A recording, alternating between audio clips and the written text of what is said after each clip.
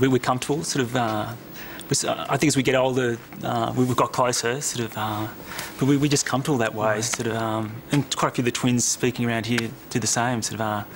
Like we live in the same house, we share a car. You share a car? Yes, yeah.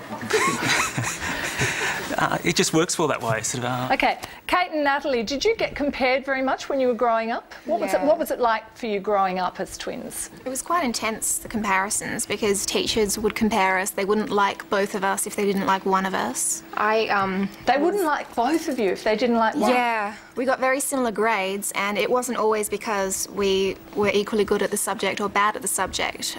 I failed a few classes because Natalie didn't like them, and I was the stupid twin, so they dragged me down, or if I was lucky, I'd be dragged up with her.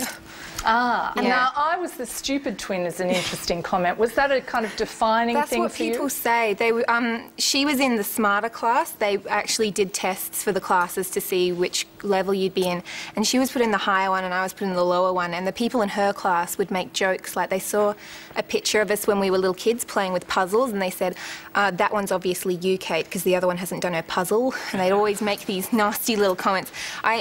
I thought they were nasty at first, but then after a while I just realised that they were intimidated by it because they just couldn't. I don't think we look alike, but they just couldn't believe how alike we were. And how did that make you feel about one another?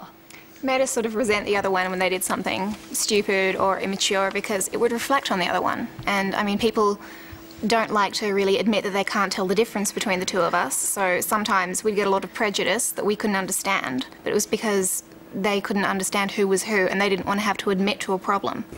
Ali, you wanted to say something. What's it like for you and Zoe growing up as twins? Well, I was actually going to agree with the stupid twin thing, that they do that. Like, when, Zoe and I were in primary, a lot, like, the teachers, they just, like, I was the stupid one because I was left-handed, so they disliked me and they left me back, even though, like, our marks were pretty much the same. So I was failed, even though my marks were the same as hers and she was passed. And then, like, the next year she stayed back, and this was, like, when we were in year 2 or something. Failing someone in year 2 seems kind of stupid. You've just recently stopped dressing the same, haven't you? Yeah. Fairly recently. Everybody Why was that? used to comment. Like, a whole lot of people from higher grades that go, like, oh, could you wear different clothes on our birthday? Could you wear different clothes tomorrow? Could you wear different clothes for me? And just everybody used to comment on it, and just, like, over and over again, same people, because they had nothing else to say, so after a while you just got sick of it.